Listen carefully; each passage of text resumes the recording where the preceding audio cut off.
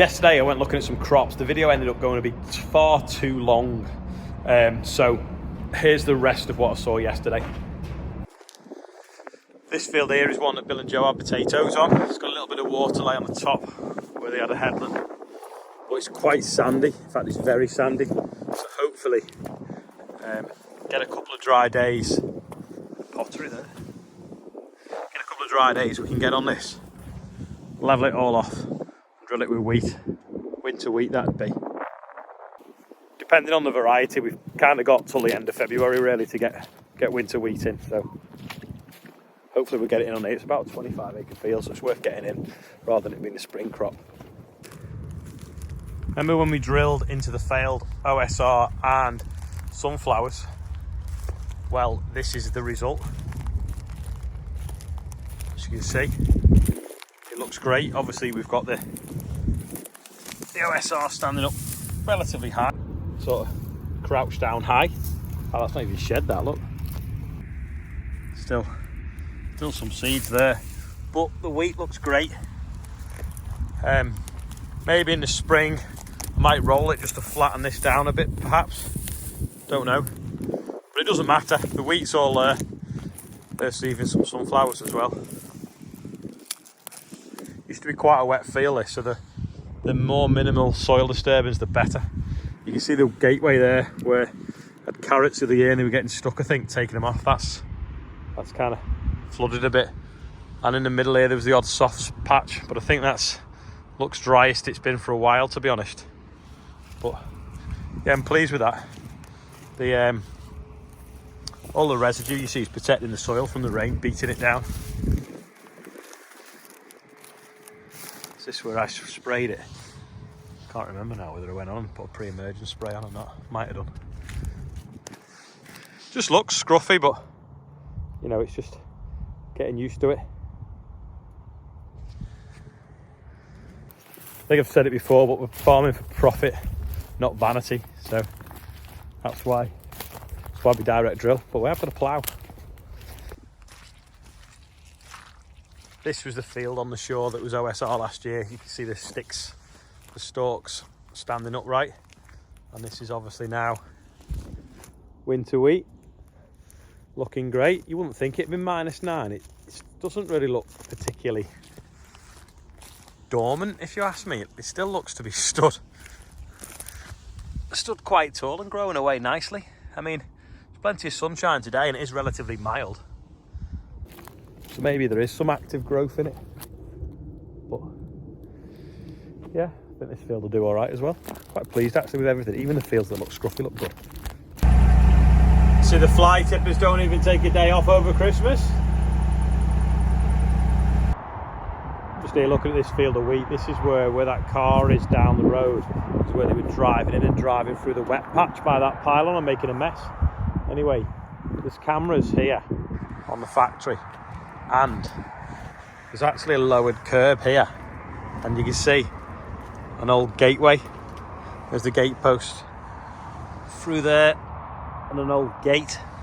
So maybe we need to resurrect this gateway and completely block that one up like a fortress and use this one, because there might be less chance of trespassing with having that camera there. So this is where they were driving in, that we've put this big bund and a ditch, and you can see the field there where they've driven all over it, heading up towards that pylon through that water that floods off this road, playing in the four-wheel drives. So if we block it up and then, like I say, use that gateway there, might be better. Doesn't the Xerion look like some sort of like transformer thing with the front bonnet open? Looks like it's gonna like fold up and make itself into something else. The bonnet's obviously up because we took the air-ons out to put them on Andrew's tractor for the other day. So in yesterday's video, I mentioned about the Canadian Railway putting lights on the trains and driving it through for charity and cheering up loads of people. And I happened to mention that Network Rail were on strike. Well, it's not Network Rail, sorry, it's RMT are on strike. And it caused an absolute uproar in yesterday's video. I would say 95% of the people agreed with me, but 5% of the people were very vocal and said that I'd got it all completely wrong, and that the rail companies are making millions, but it's all going to the shareholders. Well, can't everyone buy shares in that rail company? Like, my mate works for quite a successful company, and he, in his pay packet, he can negotiate shares or he can buy shares himself. So the more money the company makes, the more money he gets in shares as well. So I thought that was the whole idea of shares, is everyone could be a member of the whole sort of thing that you're working for. So I don't really buy that, I'm sorry. And also, I think they're trying to get rid of all the people in the stations that sell the tickets. That's just the world we live in now, isn't it? I can't see how that is ever going to change. I mean, you know, we're going to even nearly a cashless society as well. I can understand for people with disability it will be difficult if there's not a person there, but the world's changing and everyone's got to save money. I just think that striking at Christmas and affecting everyone's Christmas or travel arrangements and things like that isn't going to get the public behind you and public support for you. I mean, maybe you should be looking at a different way of trying to get more money out the fat cats at the top. I just don't believe that that's the right way to do it, because it's just causing too much disruption and annoying the people that pay your wages eventually. I know quite a lot of money comes into the rail network from central government. Don't really agree with that. I think it worked out £600 per household the other year in the pandemic, went to prop the network, the rail network up, and it worked at 160,000 per employee. Now that obviously didn't make it to the employees, and there is something wrong with that, but I'm not just sure whether striking is the right way of doing it. I don't know whether I've explained it properly, but I could not believe the comments yesterday. There was so many in agreement, and then there's a few very vocal ones that obviously know their chips, but that's my opinion. So I'm sorry if I upset anyone, but I just think if you've got a successful business, you need to build it and make it more successful, then everyone can get paid a bit fairer. Losing revenue by not running or not functioning your business will not help. I mean, it's a bit like Royal Mail at the moment. Everyone's using alternative companies because they can't trust the fact that the mail might not get through. Now, will it recover when they stop striking? Who knows? But it's a very risky game, I would say. So there's my little, not really a rant, but just to explain a little bit more.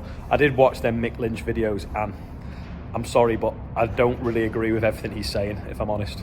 Because like I say, if you think that the shareholders are getting rich, buy some shares.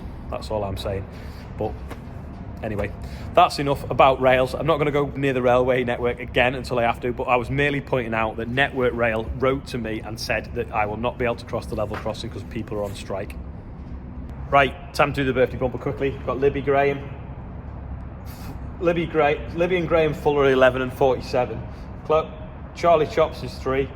Moshi Galandra is 26. Don't know how to pronounce it, really sorry. Colin Woods, David Baker, Izzy Parrish is 13, Jeff Powell's 48, Jake Waring is 11. Got it wrong yesterday, I said Jack by mistake, sorry about that. And Pam Proctor is 68. That is the birthday bumper today. £21,235 raised for the air ambulance just from nominations on the birthday bumper. Amazing. Or the birthday bonnet as it is today on the front of the Corvus. So thank you very much for all the kind donations. Are you excited because you've got your new pyjama-y thing on? Off Claire from Cotton ISO. Thank you. You tired? It's like a boxer. Anyway, from James, in his new jumper now, that his nephew got him, we're going to say bye, and we'll see you tomorrow. Bye. You wave. No.